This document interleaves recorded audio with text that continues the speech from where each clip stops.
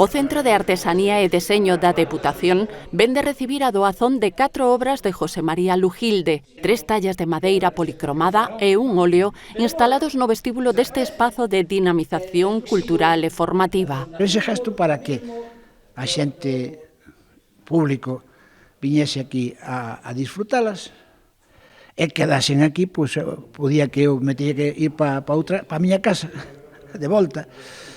Pois este é algo aquí que contemplen, que o disfruten e que sea digno de ver, non é? E que se conserven, claro. O vicepresidente da Deputación, Efrén Castro, encargouse da acollida deste legado do artista do barrio lucense da Ponte, froito da estreita colaboración que o vincula á institución provincial. Un vencello que reflicte o seu cadro Patio da Escola de 1967, pintado por Lujilde neste mesmo edificio, cando albergaba a Escola de Artes Aplicadas que levaba entón o nome da Fundación Bolaño Rivadeneira. Era Luís Gómez Pazos e Manuel Mayo, os profesores iniciales. Bueno, aí estuve máis ou menos 3 ou 4 anos. En eses 3 ou 4 anos, entre o que pintei foi ese cuadro dali.